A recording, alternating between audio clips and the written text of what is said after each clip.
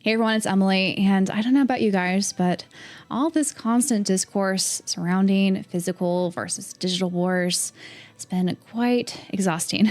Today, I wanted to kind of share my perspective of why I think physical games are still important today. Not just for obvious physical game collectors like myself, but for everyone. Because I do think right now the gaming industry is heading towards a slippery slope when it comes to game distribution. And I really don't think narrowing down our options by eliminating physical media would be beneficial for any consumer. I'm sure many of you have seen the reports of how many people buy digital versus physical games nowadays. And I think the most recent Sony report shared that 85% of their game sales are digital, whereas 15% are physical. Now, we could debate, what does this 85% encapsulate? Does this include free-to-play games or multiplayer games or DLC and other sort of update downloads? What really makes up that 85%? And does it skew what our perception of that physical media percentage really is? I do think it's quite skewed, but even if we take 85% and 15% at face value, I don't think that eliminating 15% of the market by taking away physical games will be beneficial for that 85%. Now, the first thing that people talk about when they talk about the importance of physical media is the concept of ownership. And while this won't necessarily maybe encapsulate this entire argument, I'm of the mind that if I buy something, I want to have no hoops to jump through in order to access the said thing I bought. And so for me, I don't like to have some sort of internet connection barrier in order to access my games. And unfortunately, we've been seeing the saturation of these so-called physical substitutes, whether it's the new Nintendo 2 game key cards, or if you go further back and look at the code in the box options, or the incomplete coasters where you have to access the internet in order to download the rest of your game. That was not all on the disc itself or on the card itself. If you look at the Switch 1 or the PS5, PS4, Xbox games, there's this barrier to entry that I would rather avoid if possible. Now, why would I want to avoid this? There's multiple reasons why I think ownership is important. And many, of course, would make the case that everyone has the internet now. That shouldn't be some sort of barrier, because if you are online right now, that means you have access to the internet. While that is true that I live somewhere with plenty of internet access, there are plenty of other places around the world where internet is not always a sure thing, or you don't have very fast download speeds. But even if you do live in somewhere with good Wi-Fi, let's say at your home, what happens if you buy a game and you stick it in and it asks you to download the rest of the game before you could proceed? Say you went on a trip and you didn't realize that the game you had needed to have some sort of download before you can play said game. It's sometimes hard to tap into Wi-Fi or other internet accesses in that case. So that is one small reason. But a bigger reason why I think not having games tied to some sort of digital platform is important is mostly because a lot of these digital storefronts on consoles have a history of closing down and unfortunately losing your said games that you bought in the future. And there are plenty of caveats to this as well. While there are plenty of digital storefronts that are still up and running today, if you look at, say, the Wii from Nintendo, for example, you could still, for the most part, re-download the games that you had previously purchased. You can't purchase any new games, but if you live in a region that still supports re-downloading them, you can, even though they're at very slow speeds for the most part. But there are other countries right now that don't have any access to these storefronts, mostly because they don't live in North America, Europe, or Japan. But if we look at the asterisks next to these so-called digital platforms for console games, while they say that you could still re-download these games, it is not indefinitely. A lot of the small text often states that these servers could close down at any time, and you are not owed the things that you purchased if they do close down these storefronts. So that is, I think, something to keep in mind whenever you are trying to make the choice of how to buy a certain game and which platform to choose and which method. And there are plenty of people, of course, that don't play the games that they purchased in the past. They're kind of more of a one and done sort of deal. and they don't really care if their access is revoked. But I think myself and plenty others do like the concept of if we buy something, we'll have access to it for long term. This is not a rental service by any means, especially if you are paying for those day one MSRP prices. And another reason why I think we should have physical games be disentangled from the internet is kind of what the developer model currently is and has been kind of leaning towards in recent years. So we've been having, of course, these big AAA experiences or games with long development cycles that finally release, but they are not complete experiences quite yet. Whether they're riddled with bugs or there are certain updates that they plan to kind of have patched out in certain waves just to get the game out there and start to recoup some of the money that they poured into developing this large, expansive game. I think this is just setting a precedence of gamers saying that they are okay being beta testers. They will buy into this half-baked game with the promise that all these bugs and things will be fixed at some point. For me, that is not something that I really want to spend time with, especially if there's a game that I'm looking forward to. I'd rather wait for the entire experience to be complete or finished before I go into it. Whether it's because a game, let's say, has a lot of graphical issues, just your experience playing it will not be fun.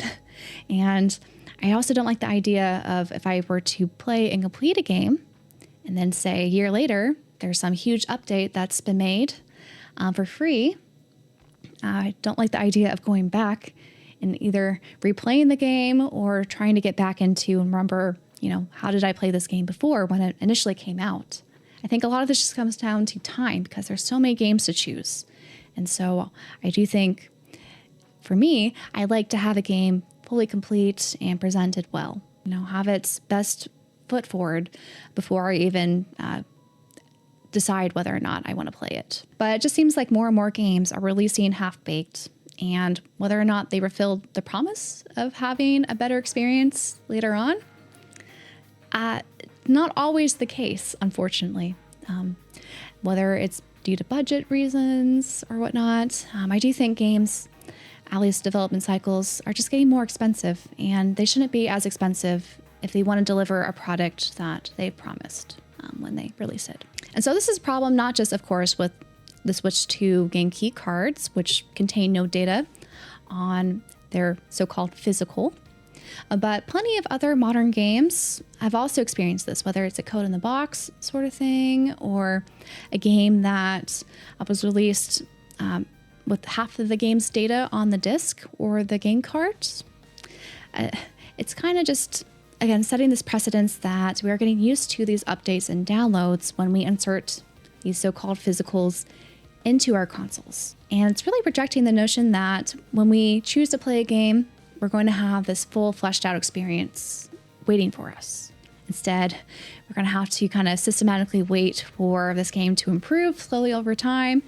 Whether or not we get back to it when it's finished is up in the air. Now, another topic where I think physical games will also be very important in the near future is because of some certain movements towards censorship of media that we've been seeing throughout the UK, the US, and I think European countries.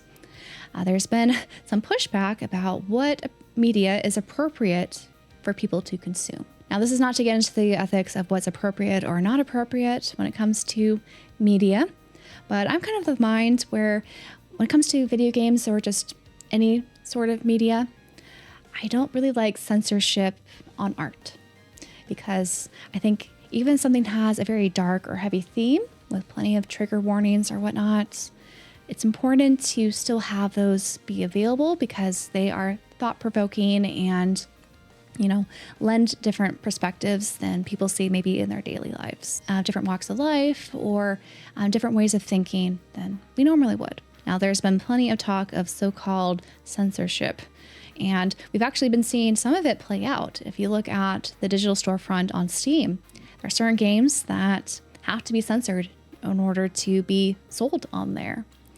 And I'm sure there's plenty of games that can't go on that storefront for various reasons. So if this is going to be the case with certain digital storefronts on consoles, I think we are kind of lending ourselves into sort of more of a censorship era that will not be good for art as a whole. In addition, if the censorship laws get worse over time that are cracking down on older media, I think physical games play an important role as a way to have access to those works of art. Even if they're taken down from the storefronts on all platforms, or not only just delisted, but removed from your digital library. Unfortunately, that is something that can happen, and we've seen happen for certain games. So I think having that physical game that is detached from any sort of internet interference is important to have. So if you look at the so-called physical substitutes we've been seeing this generation, whether it's the Nintendo Switch 2 game key cards or the PS5 or Xbox Series Blu-ray discs that contain virtually no game data on them, I think there's been more of a keen awareness that these physical substitutes are subpar, and thus a lot of people are not buying them, and they're being kind of pushed towards just buying these game experiences digitally only, because essentially that's what a lot of these are. They're digital games with this so-called fake or pseudo-physical form of them. Even if you look at some companies like Capcom, they are considering the Nintendo Switch 2 game key cards as digital sales and not physical sales, because they also consider this more digital media than physical media. Therefore, they're not real substitutes for true physical games, at least in my opinion. And they're also not true physical substitutes as a way to make competitive pricing for games and make it affordable for everyone. Because the used physical market is a way to often get a lot of discounted games that are well below MSRP. And that's kind of by design. We have this in multiple different medias and avenues to buying used items at a lower cost. Discounting, of course, retro games, which are in their whole other bubble when it comes to kind of vintage or retro markets. If you look at modern gaming, typically a lot of the used games are lower than what they're sold for, making it so that this hobby is for not just the people who go out and buy games at MSRP day one, but down the line, they can also experience these games at a preferable price for them. But in eliminating this physical used market, there's no real incentive to have these new digital games decrease in price, especially if they have a monopoly on their individual storefront. Now, one could counter that if you look at the PC, there's no monopoly on Steam. And that's true because Steam is not the only digital storefront in town. While it's the largest digital marketplace on PC right now, you could also buy games digitally in other avenues, whether it's GOG or I guess technically the Epic's game store, but there are plenty of other avenues and platforms that sell digital games at competitive prices. That's why often you see a lot of heavily discounted Steam sales that happen that are just trying to drive people to buy these games when they are cheap. We don't really see the same practice, though, on the console digital storefront. While there are exceptions, of course, a lot of console digital storefronts tend to keep the prices of their digital games rather high, whether it's day one or even years down the line. And while at the moment, a lot of Switch 1 games or PS4, PS5 games can be found rather cheap on the used market, even if they are not complete on disc, I think there's been more of a keen awareness of how valuable are these so-called physical substitutes. And I think there'll be a lot fewer of them in circulation. And I'm kind of basing this on the recent sales we've been seeing for Switch 2 game key cards from third-party developers. For example, I think GameStop was promoting a buy two, get one free deal, and the Switch 2 is barely 2 months old. Same with, I think, Walmart. They've been clearancing out Switch 2 game key cards, I think for $2 in some cases, just trying to get them off of store shelves because they're not selling. And furthermore, if you look at the Nintendo survey they had, kind of asking people, like, what format of games do you like to buy? Do you like to buy full physical ones that don't require the internet connection? Or are you okay with some internet connection? Or would you just go digital only? It just kind of indicates that right now, a major platform like Nintendo are uncertain about what do consumers want and what value do they place in it. And they also took down that survey rather quickly once the physical media advocates got to it. So I think it's safe to say that they know that the Switch 2 game key cards are not a favorable format, especially not right now. While there are certainly some people who have purchased the game key cards with the intent to sell them, I don't see them selling for very much, though I guess any money recouped is a win for some people. But I really don't think we'll be seeing too many of them on the market as a competitive way to help keep all video game prices down. So I think I've talked about a few different points about why I think physical games are still important in modern gaming. And not just for those who enjoy ownership or not jumping through all the hoops when it comes to, playing the games they bought.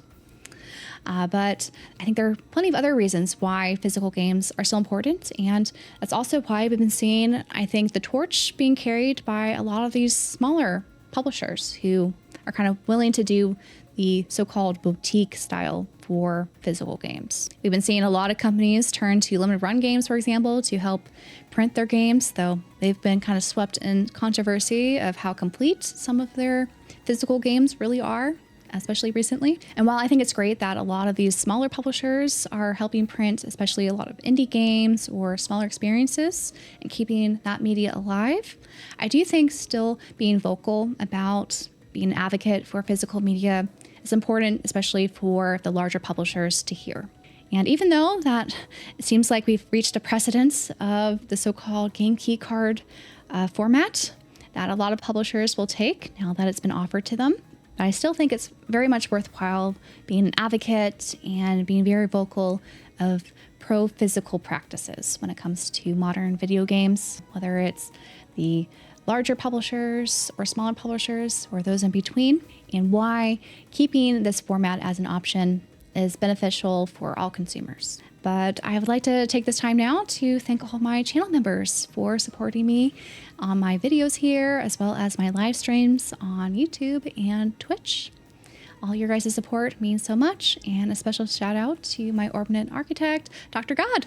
Thanks so much. And while I am feeling a little, at least optimistic, that the Switch 2 will offer more options of cart sizes to make at least third-party publishers more willing to use those formats over the game key cards, unfortunately, the precedent has been set, and it's hard to kind of backtrack things that have been set in motion. But again, I think being an advocate and being vocal about what we want as a consumer could hopefully shift the tides a little bit and not have us just fall into the age of only digital options being available.